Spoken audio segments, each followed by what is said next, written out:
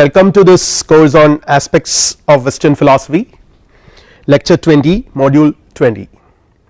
This lecture is a little special because it is about a very special philosopher, Immanuel Kant, who is also known as the prophet of enlightenment. Enlightenment in Europe, in the philosophical world, is almost synonymous with Kant's contributions, his thinking, and he is a perfect representative of the spirit of enlightenment. Kant even has written an essay, what is enlightenment. Of course, we would be discussing some aspects of this essay in our later lectures, not in this one. So, we will be dealing with Immanuel Kant's contributions to philosophy with 2-3 lectures, because he is, as I mentioned in the beginning, is a very special thinker, is a very special philosopher and one of the greatest philosophers in the entire world. And so today what I am going to do in this lecture is that I will introduce the notion of critical philosophy, which for which Kant is well known. Kant is known as a philosopher, a critical philosopher, and for various reasons, of course, and one of the reasons is that he has some of his major contributions are in this direction, where he conceives philosophy's objective as critiquing what, that is a question. So, we have been examining in the previous some of these previous lectures, particularly after I introduced the contributions of rationalist thinkers like Descartes, Spinoza, Leibniz, Locke, Berkeley, Hume. All these philosophers have been engaged in a form of critiquing, no doubt. They were all examining the limitations, the scope, the nature of something. What is that something? For them it was the human mind, and of course by studying the human mind they thought they can study human understanding and human knowledge as well, and they have opposing conceptions of knowledge. The rationalist held that all knowledge is a priori, which is already there in the mind, and for the empiricists the emphasis is on experience. So, knowledge for them is a result of experience. And when you come to the critical philosophy of Immanuel Kant, there is something special about it. He has these two traditions in the background, the rationalist and the empiricist. In one sense he begins with rationalism. He was tremendously influenced by many people, including Wolff, who was a German representative of the rationalist school. Then Leibniz was also there. So, he was tremendously influenced by these thinkers, but gradually he developed a kind of critical attitude, kind of distance. Then he started keeping with these people, and then he was attracted by empiricists, particularly the thinking of David Hume, as Kant himself has acknowledged that Hume has awakened him from his dogmatic slumbers. What he means by dogmatic slumbers are the kind of security, the kind of safety feeling you get when you are a rationalist, that these concepts which are there in the mind would explain every process of knowledge. That kind of an idea, that kind of a dogmatic assumption was shaken by Humean criticism, Humean skepticism. This is what Kant mentions, and with these two traditions. But the interesting point is that is what makes Kant important. Like, unlike other philosophers, he is not saying that his predecessors are wrong. He is neither accepting them completely nor rejecting them. He sort of appropriates both the traditions of philosophy and tries to reconcile. There is this synoptic mind of Kant which tries to see I mean he was rather, instead of focusing on the contradictory viewpoints, the contradictory assumptions of these two traditions, he was thinking in terms of finding out what would make them mutually complementing each other, what would make the rationalist more complete if they sort of start listening to the empiricist, and vice versa. So, he was trying to arrive at a more comprehensive system of philosophy with his critical attitude. So, this lecture would introduce this critical philosophy, some of its important features as I see them. Then I would also very briefly mention Kant's objective, then the classification of judgments. This is also very important in Kantian framework. We will not be going to the details of this in this lecture, because particularly when you talk about the classification of judgments, what Kant thought was, if you examine the possible kinds of judgments, because judgment is something which represents knowledge, there will be a subject and object and all kinds of things. So if you examine the different kinds of judgments, you can probably examine the structure of human mind, and while examining the different types of judgments like a priori judgments, a posteriori judgments, synthetic judgments, analytic judgments, and the various combination of these things, he found that traditionally philosophers have accepted the possibilities of synthetic a posteriori and analytic a priori judgments. I will explain what these judgments are in due course, but Kant's contribution is to propose another one more, synthetic a priori. So there used to be synthetic a posteriori and analytic a priori. Synthetic a posteriori judgments are based on experience, a posteriori, they are the result of experience. For example, there are 20 chairs in this room, that is an example for synthetic a posteriori judgments. And when you talk about analytic a priori judgment, the best example can be cited is a tall man is a man, something which does not say anything about, I mean, it does not add to our knowledge pool, it just makes a statement which is always true. According to Hume, for example, these are the two possible types of judgments, and synthetic a posteriori judgments are uncertain, they are contingent, there cannot be any certainty about them, because their truth depends on what is the case in the world. But on the other hand, so analytic a priori judgments are true or false, they are sort of judgments which are always true. A tall man is a man irrespective of what is the case. When I say a tall man is a man, to understand the statement, to know whether this statement is true or false, no one would go to the world and observe, that is pointless. So Kant would say that there is one more type of statement which is called synthetic a priori. So that is his contribution, and this very possibility of synthetic a priori judgments, how they are possible, how do you derive them, all these are issues which Kant would later face, which he tries to address with a very unique conception of philosophy, which is often called as Kant's Copernican revolution. So this lecture is an introduction to Kant's philosophical program, particularly to his critical philosophy, and there are basically three approaches in this critical philosophy. We will explain it briefly, and we will focus on the first approach. I will explain it what it is. So when you talk about Kant's life, he was born in Königsberg in 1724 and hardly left his native place province, and worked as professor of philosophy at the University of Königsberg, and he published almost all his major works when he was a professor there, and gained immense fame and recognition when he was alive. His books were widely discussed and he was treated as one of the great intellectuals of his times, very fortunate in that sense. His important work, The Critique of Pure Reason, was published in 1781, one of the most important works in philosophy, which is followed by other critiques, Critique of Practical Reason and Critique of Judgment. These are the three critiques which Kant has written, and that is another reason why his philosophical approach is called critical philosophy.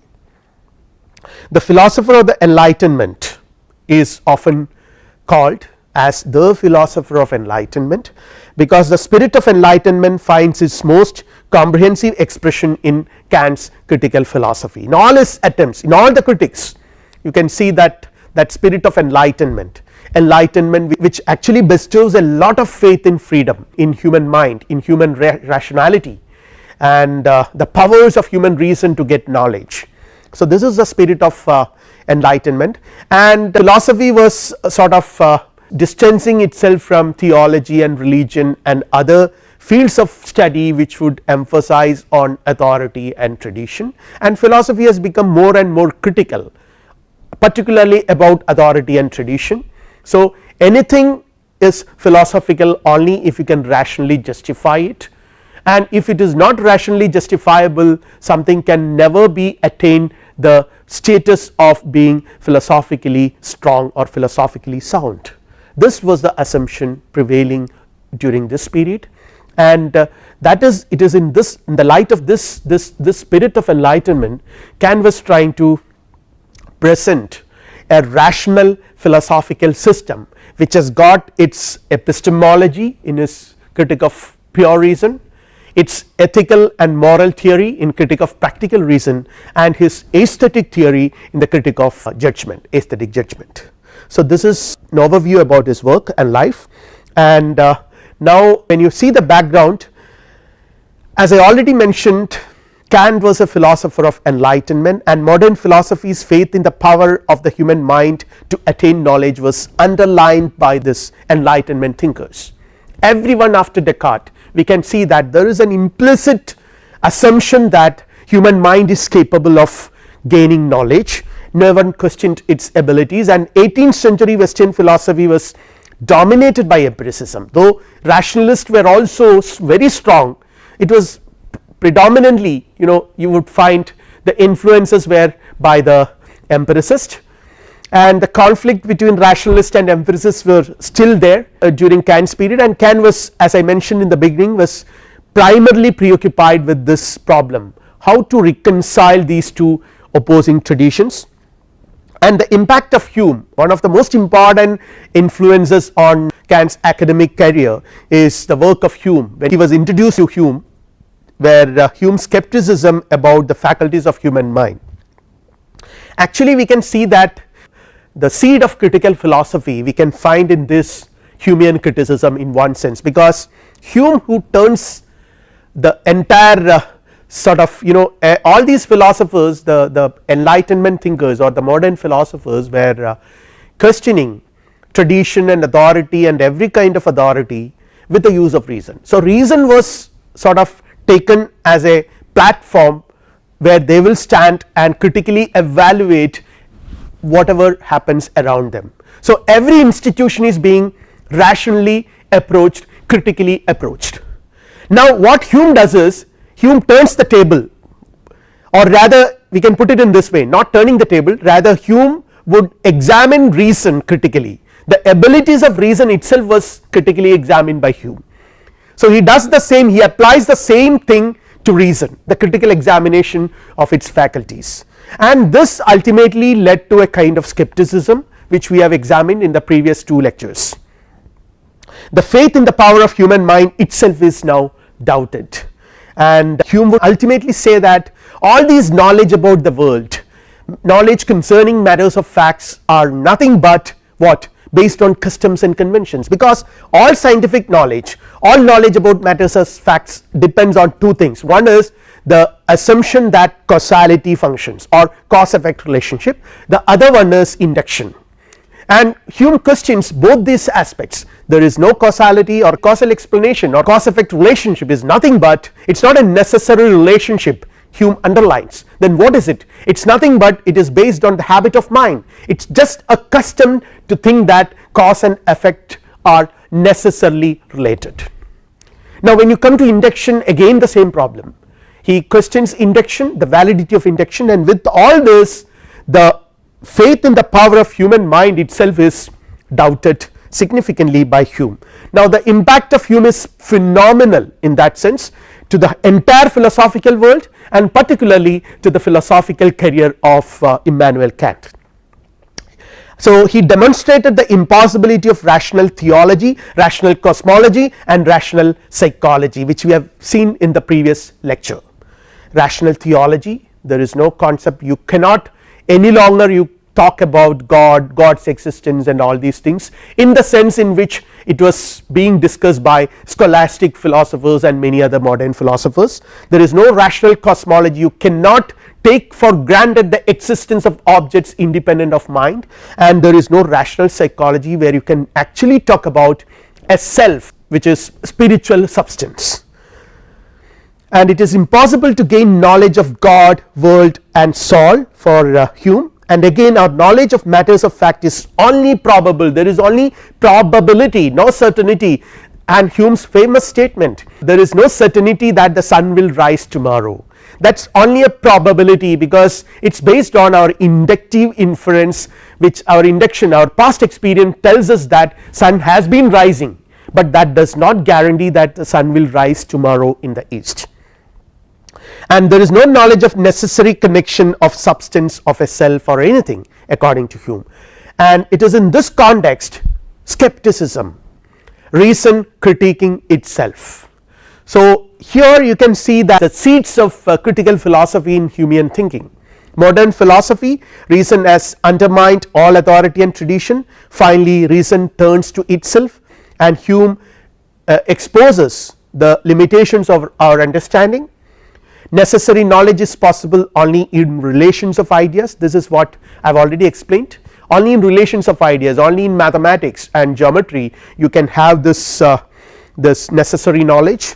Matters of fact, there is only probability, and refutation of causation and validity of induction concludes Humean skepticism about knowledge, about human faculties, about the power, ability of the human rational faculty to know, or limitations of rationality itself is being exposed by Hume. So basically we can see that Kant is also trying to do a very similar kind of thing, but of course the kind of approach is significantly different and the objectives are also different, not just significantly, it is entirely different. Kant's objectives is entirely different, he wants to show that, or he wants to overcome, he tries to overcome the skepticism initiated by David Hume. So now when you see what Kant says about Hume, to begin our understanding on Kant's contribution, we have to actually see how Kant appropriates Hume, or how Kant approaches Hume, what is his view about Hume. If Hume is right, very interesting observation made by Kant, if Hume is right, then there will be only empirical sciences and formal exercises of calculation, all necessary truths or relations of ideas will be analytical, and propositions expressing matters of fact would be synthetic truths and merely contingent, like as I said there are 20 chairs in this room, or the color of my shirt is what is it, red or pink or whatever, these are all contingent facts, there is nothing that necessitates my shirt to be pink in color, there is nothing necessitates this computer to be black in color, there is nothing necessitates this room to have 25 chairs, it is a contingent fact just because today it is 25. And again, you know, when you talk about color, it depends a lot on how do you see it, a lot of subjectivity involved in your perception. Remember the kind of distinction of primary and secondary qualities which Berkeley and Hume had rejected. So all kinds of problems involved when we talk about synthetic judgments, and this is what Hume's position is. And now Kant's objectives is to limit Hume's skepticism on the one hand and the old dogmatism on the other. Hume's skepticism stands for the empiricist tradition which Kant subscribes to, or rather Kant was influenced by, not subscribed to but influenced by, and the old dogmatism here stands for some sort of a rationalist philosophy which believes that the human mind already possesses all knowledge, that is a kind of dogmatism. Kant's enlightenment spirited mind would not accept this, for him the human mind does not possess all the knowledge.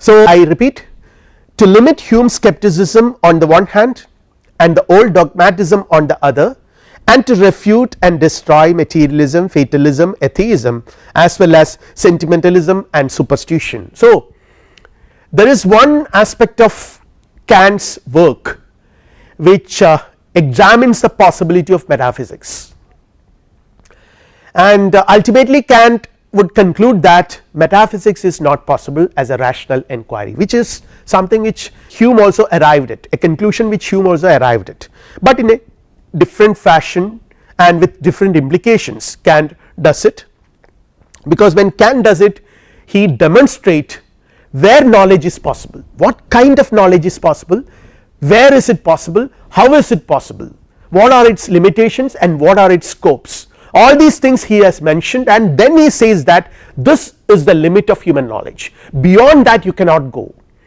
So beyond that if you try to go, it ends up in all kinds of superstitions, metaphysical, meaningless metaphysical speculations and all that. Now when you talk about critical investigation, as I mentioned, the philosophy, the critical philosophy of Immanuel Kant, that is the way it is being understood, and I mentioned in the beginning that this investigation is into the powers of the pure reason itself. So it tries to, it actually turns its attention to pure reason, reason turns its attention to reason itself and tries to understand how this so called pure reason works. And what do you mean by pure reason, what makes it pure, what do you mean by pure? Pure means nothing to do with experience, something which is devoid of, something which is free from experience, that is what it makes pure. So what is that aspect of human reason where it makes or where it is totally devoid of any empirical content? There is something pure in the human reason or human rationality, that pure structures of reason we can call it, and Kant is trying to understand those structures, those pure structures of understanding which makes possible all kinds of experiencing the world. Opposes dogmatism, the dogmatic procedure of the pure reason without previous criticism of its own power, and inquire how reason arrives at some principles which it has long been in the habit of employing. See, the best example that comes to my mind is the principle of causality, causation, cause effect relationship, something which we employ in our day to day life, in our scientific explorations, and we take for granted the validity of causality, causal principle. By seeing the clouds I infer that it is going to rain, or by all kinds of my day to day life and my scientific examinations presuppose the validity of causal relationship. So now he enquires how reasons arrives at such a principle of causality, again in what way and with what right reason has arrived at these principles. So these are the questions, and Kant, as I mentioned in the beginning itself, has a very peculiar synoptical mind, unlike many other philosophers. Like that is what makes Kant very special, different from many other thinkers, because you can see that there is a process of critical discourse, a tradition of critical discourse as it has developed in the West. We can see that every generation would produce a set of philosophers who would be critically evaluating their predecessors. So every thinker is different from the other thinkers, they have something new to say, and this is how philosophy has developed in the West as a tradition of critical discourse. And you can see that when Kant was philosophizing 18th century Europe, there were a lot of kind of conceptual oppositions between these two philosophies, philosophical traditions, rationalism and empiricism, but Kant possessed a very typical, a very unique synoptical mind which attempts to reconcile the different views of philosophers, rationalist and empirist. And in this context I would just read out a passage, views of Descartes and Leibniz concerning the nature of vis viva, which is Latin for living force. I will just to reconcile the two great traditions of epistemology that gave contradictory accounts of the nature of human knowledge. For we have already discussed this in detail. For the rationalist it is a priori, for the empiricist it is a posteriori. So there is already present these two approaches to knowledge, or these two conceptions of knowledge are already present in the tradition, and Kant was trying to accommodate both. They were mutually exclusive. Even in Hume's system, Hume would say that okay, this analytic a priori knowledge is always certain, necessary knowledge, and which is possible only in mathematics, geometry and sciences where there is human experience has no room at all.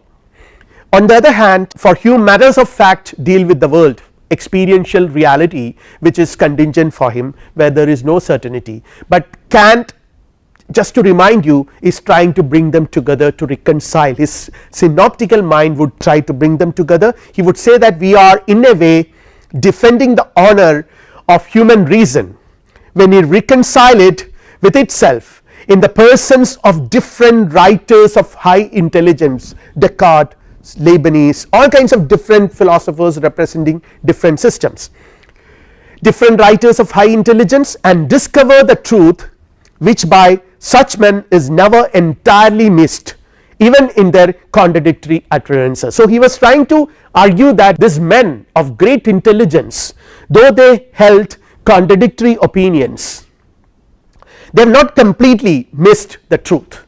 So there is element of truth, element of right approach in all of them, though they apparently held contradictory opinions. So he was trying to collect these different aspects, different truths that is present in different philosophers, and bring them together, reconcile them, and present a more comprehensive system of philosophy for the enlightenment. The philosophy for enlightenment is in that sense an examination of knowledge and the knowing mind, separation between the world and knowledge about the world. This is something which is so central in modern philosophy. We have seen from the very beginning, the very possibility of conceiving philosophy as an epistemology in the modern world, that is possible because the modern philosophers have separated the world of knowledge and knowledge about the world which we know and our knowledge. So there is a certain difference between these two.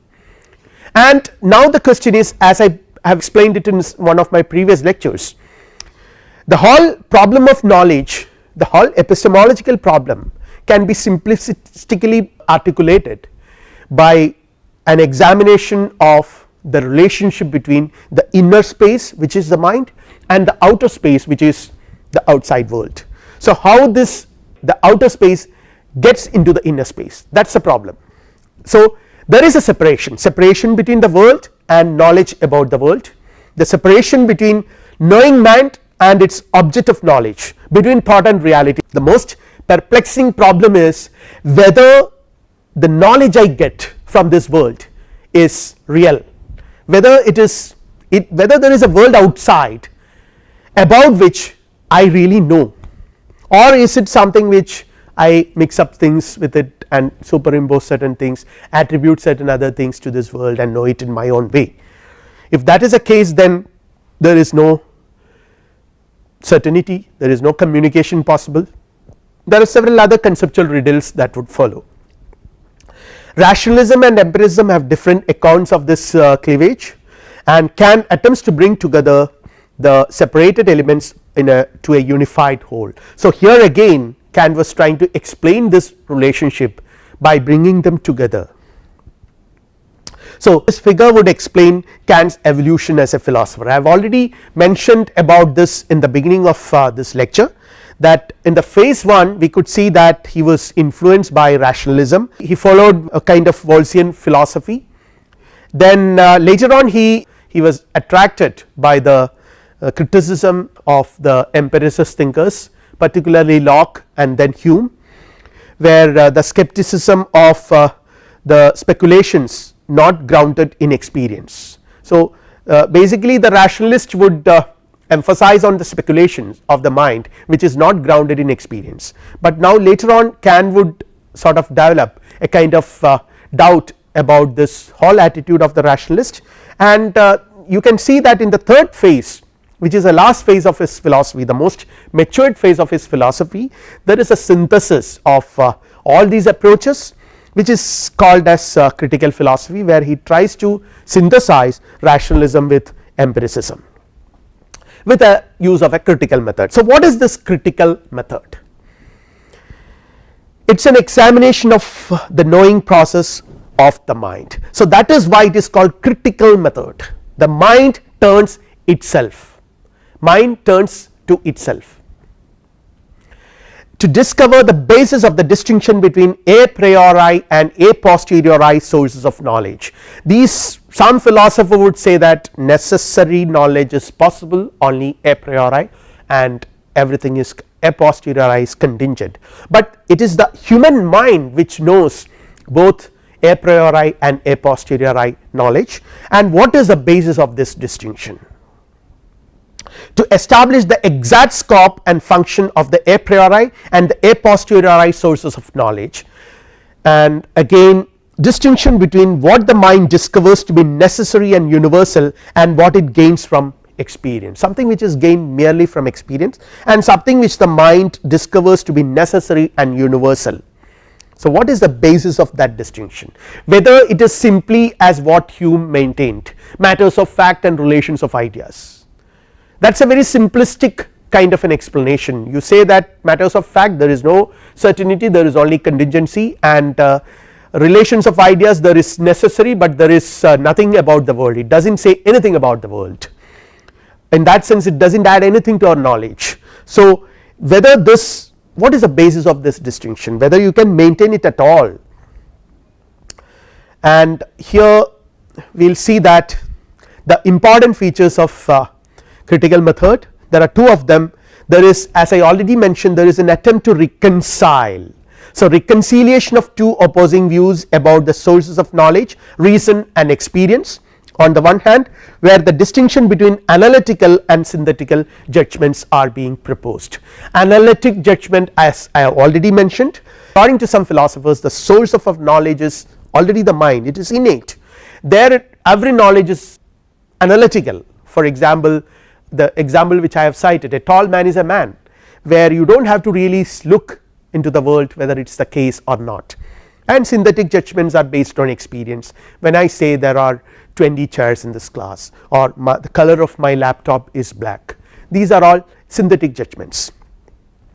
But another very important feature of transcendental method is to locate the universal and necessary elements in all knowledge in the nature of our thought, a unique kind of knowledge which is common to all experience. So in one sense this is what makes critical philosophy quite unique, or this is what makes Kantian philosophy transcendental. It is a kind of transcendental criticism of human knowledge, because it deals with the conditions of human knowledge. It raises the question, what is the basis, what are the preconditions of human knowledge without which knowledge is not possible. So what makes knowledge possible, what are the conditions that make knowledge possible, that enables human mind to know? These are some of the questions which the transcendental philosophy would raise. So I read it once again: to locate the universal and necessary elements in all knowledge in the nature of our thought, it is a unique kind of knowledge which is common to all experience. So it is a kind of transcendental inquiry which is different from a psychological inquiry which Hume and others were engaged in. So it is not a psychological inquiry into the nature of reason considered as a psychical entity. See, I mentioned in the previous lectures that how these empiricist philosophers are sort of mixing the logical, the philosophical and the psychological together. They do not really distinguish them from one another.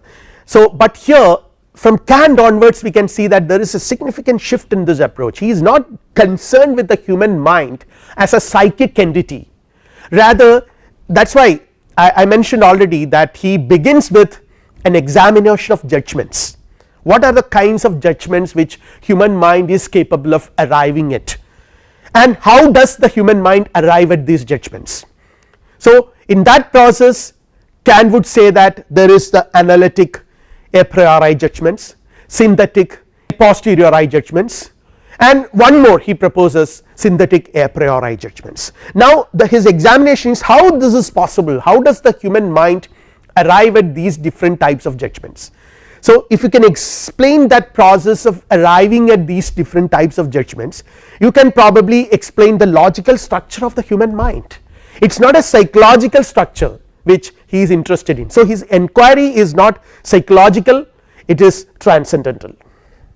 Examine how does reason make possible the a priori cognition, and what are the pure conditions in the human subject as such for knowing objects. So this is what I mentioned in the some time back, the pure reason, something where reason, something where which is devoid of any empirical content. So what is this pure conditions in the human subject, the mind itself, the structure of the mind, as such for knowing objects, what enables, what kind of a structure the human mind possesses which enables it to understand the world in the way in which it understands it. So, it is a kind of logical inquiry to that extent. And before I conclude my discussion on this critical philosophy, there are certain other critiques which he has written. I have already mentioned it, the critique of practical reason, which we would discuss some aspects of this critique of practical reason, which we have included in this lecture series. So, we will be discussing it in this lecture. So, it deals with the foundations of morality, and again it tries to see how reason can justify moral action. So, what is the basis, what is the rational basis of distinguishing right action from wrong action? Good should be distinguished from evil action. How do you do that? What is the basis of it? So, Kant's deontological approach tries to argue that there is certain criteria, and here he talks about the postulates of morality like freedom, God and immortality of the soul. These are according to him the necessary postulates of all morality, without which you cannot really articulate any moral judgment at all. And on the other side you have critical judgment, critique of aesthetic judgment to be more precise, where he deals with aesthetics, the experience of beauty, and here the question of the experience of beauty is prominent, and the unity to unify the two autonomous spheres of pure and practical reason. So, here the concern is, once Kant has separated pure reason from practical reason, in essence it is a separation of science from morality. So, the scientific and the concerns of practical reasons are different. So, the human subject itself, or the mind itself, or rational faculty itself is divided into two autonomous spheres of pure reason and practical reason, knowledge and morality. Now, the problem is, how do you unify them? You need to establish a kind of unity between these two, and for that he proposes another form of judgment. The aesthetic judgment is a different, it is a unique form of judgment which would provide a kind of unity, which would actually help us to establish a unity between the other two approaches. Anyway, we are not going to the details of this in this lecture series. Now, the beginning of critical investigation, where Kant expresses his disagreement with Locke's crude empiricism, which proclaims that all our concepts are ultimately derived from experience. So, this is a very crude form of empiricism, everything is the result of experience and nothing else, tabula rasa. The human mind is a tabula rasa. When it has come to this world, it was a blank sheet, nothing was written on it, and experience goes on writing on it. So, all knowledge, the ultimate fundamental building blocks of all knowledge are sensations and perceptions according to Locke. And at the same time he opposed the notion of innate ideas propagated by the rationalist thinkers. And now, in opposition to these two, like here I am trying to see the critical investigations, the beginning of the critical investigations, both the traditions have been sort of brought into one single framework with a lot of caution exercised. The crude empiricist approaches are removed on the one hand, and the dogmatism of connected with the notion of innate ideas is also removed, and Kant introduces his position which says that there are concepts and principles which the reason derives from within itself on the occasion of experience, they are a priori. So, this is a recognition of an a priori element in human knowledge, where Kant is recognizing the importance of the rationalist tradition, but on the other hand he would also emphasize the importance of the empiricist tradition by stressing on the importance of experience in the process of knowledge acquisition. And so, but this is a very important concept in Kant's philosophy. There are a set of a priori concepts grounded in the mind's own structure. The mind itself, the very structure of the mind is constitutive of certain a priori logical structures, which is essential for, which is a precondition for all knowledge according to Kant, and they are pure concept because they are devoid of all empirical content. They are not derived from experience, but is applied to and governs experience. So, to experience I need them. See, for example, the best example I can cite right now is I have a computer in front of me, a small laptop black color computer. This computer has to experience this object as a computer, I should already possess certain structures, certain a priori knowledge, a priori structures in my mind, which would suggest me that the percepts which I get from outside is meaningfully can be designated as a laptop computer. Any object I see around, a chair or a table or a tree or a camera, anything which I see around presupposes that the human mind is already equipped with a set of a priori concepts which I apply when I experience them. So, these concepts are pure and they are devoid of experience, they are free from experience, but and they are not derived from experience, but experience is but it is applied to experience and it governs experience. So, in that sense they are very important in Kant's scheme of things. They do not transcend experience, hence cannot be applied to supersensible worlds. This is something which we will see in the next lecture. And a child is born with it, but its reason derives it from within itself. Example, a causation. The child, in that sense it is innate, the child has it when it has come to this world, and its reason derives it from within, not from experience. See, for example, Hume's problem was you see the hands coming together, me clapping the hand, and you hear a sound, clapping, hearing the sound. Now, the relationship between clapping and the sound is causality, causal relationship, which Hume questions. Hume would say that there is no necessary connection between me clapping and the sound heard, this is causation. But here what Kant would say is that the human mind already possesses the structure of understanding things in this particular way. So, that structure is already there in the mind and it is only applying it to what it sees in this world. So, to understand this as causal relationship, that is a contribution of my mind. So, this is the basis of Kantian idealism. So, now the analysis of judgments, this is again a very important phase in Kant's philosophical contributions. I have already mentioned about these things, I am just going to a bit elaborate them. There are analytic judgments where the predicate is merely explicative, it exhibits some obvious and essential characteristic of the subject. The example I cited is a tall man is a man, and the synthetic judgment is a predicate adds some characteristic attribute to the nature of the subject, give us information about some aspect of the subject which no process of analyzing the idea of the subject can give us. So, from this you can say that the all analytic statements are a priori, because the predicate is merely explicative, it is already contained in the subject, and synthetic judgments are apparently a posteriori, because the predicate adds something new. When I say the chair is blue in color, it is adding something to my existing pool of knowledge.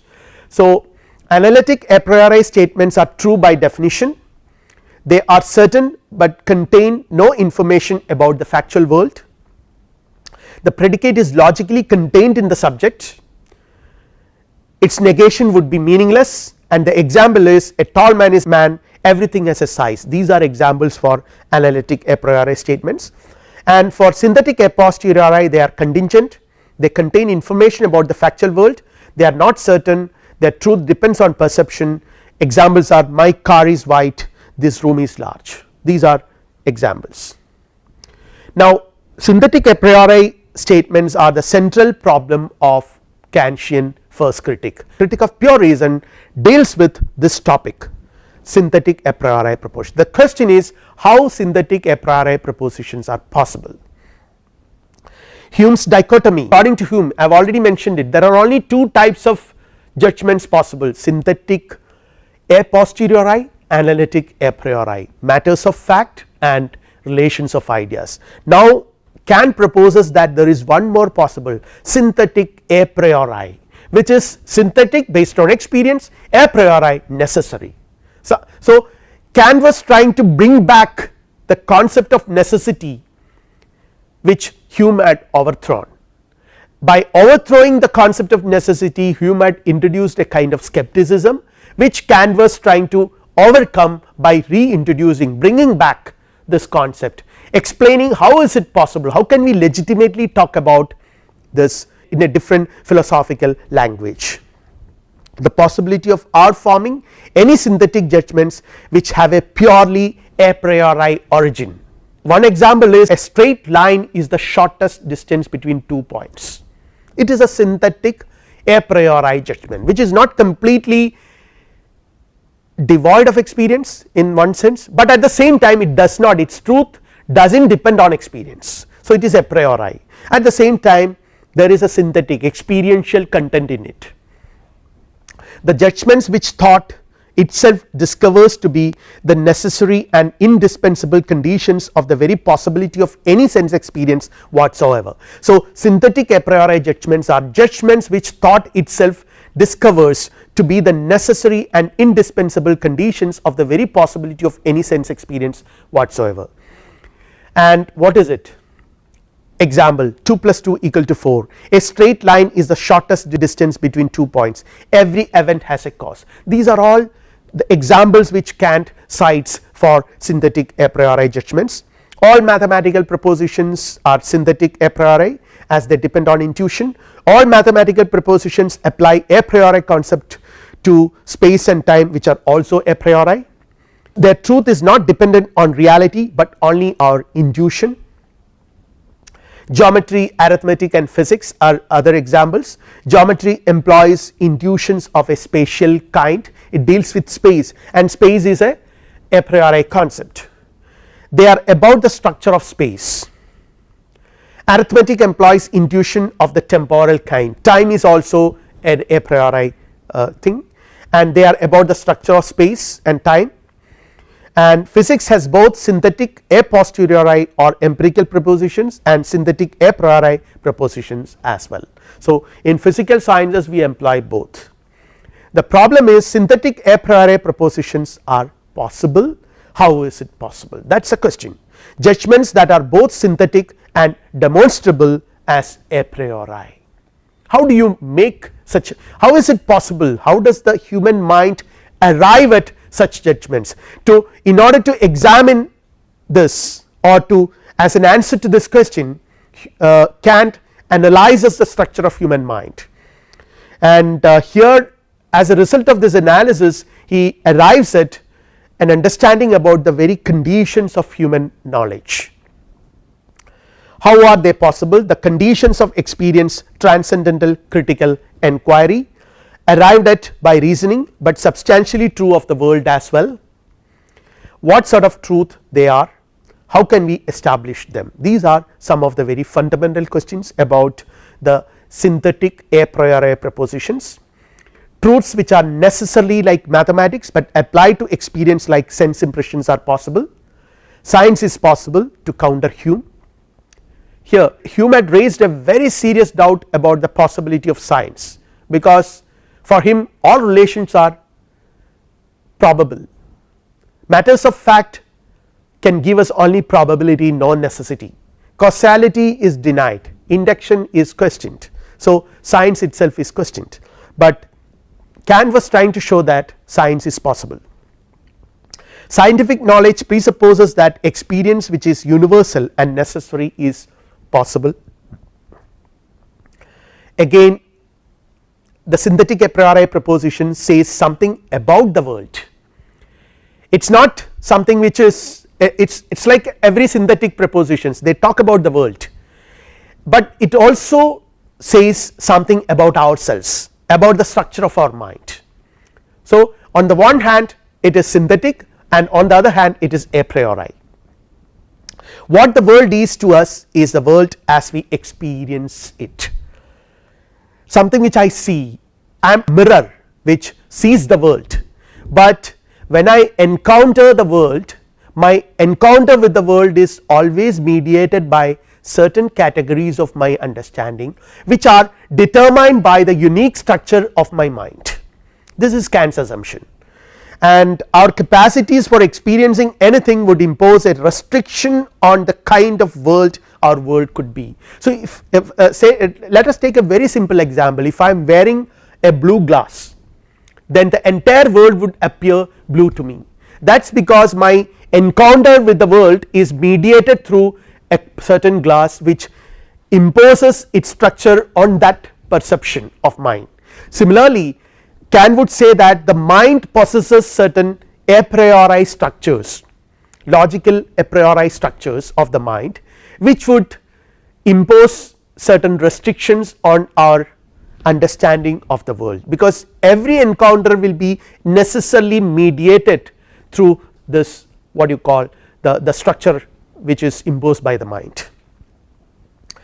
And now it is in this sense he reconciles rationalism and empirism, explains the possibility of knowledge to demonstrate what are the preconditions of knowledge. All our knowledge begins with experience, there can be no doubt in that. This is Kant's own statement, all knowledge begins with experience. So, empiricists are true in that respect, but though all our knowledge begins with experience, it does not follow that all arises out of experience. There is something which is more than experience into all process of knowledge acquisition, or to put it in other words, experience alone would not be sufficient to explain the process of knowledge acquisition. You need an active component from the mind as well. The structures of the mind, the a priori structures of the mind, the structures of understanding need to be present in order to legitimately interpret the kind of experience which you receive from outside. So, this process, this coming together of rationalism and empiricism, reconciliation of these two approaches to knowledge acquisition happens in Kantian philosophy. The mind plays a crucial role in this process, and this is known as the Copernican revolution in philosophy. We will conclude here. This is the Copernican revolution, because Copernicus places his Copernican interpretation of the universe makes the sun at the center. It opposes all the previous accounts of the picture of the universe where the earth was considered as the center of the universe. Now says that the sun is at the center, and similarly in that sense he initiates a revolution in astronomy. A similar kind of revolution has been introduced by Kant in the world of philosophy by placing the mind at the center. So, the world we see it is our mind. At the same time, it is not a world which my mind creates at its fan in whatever way it wants. There are certain inputs which I need in order for me to interpret those inputs in a certain way and understand it. So, these two processes are important, the reception as well as the interpretation.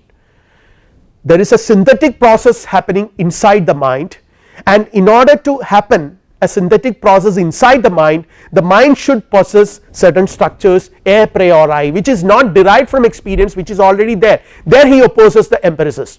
The empiricist would say that these are derived from experience, but for Kant the very possibility of forming general ideas, the very possibility of forming concepts presuppose that the mind should already possess certain concepts.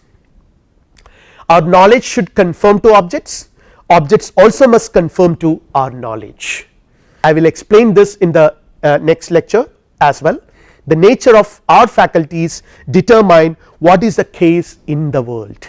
So, my mind plays a very important role in knowing the world. It is not a just impartial spectator, it is not a just reporter of what is happening in the world, rather it is an active participant in the process of making the world. Up to now it has been assumed that all our cognition must conform to the objects, but let us once try whether we do not get further with the problems of metaphysics by assuming that the objects must conform to our cognition as well. So, this is a question which Kant raises. Of course, it is true that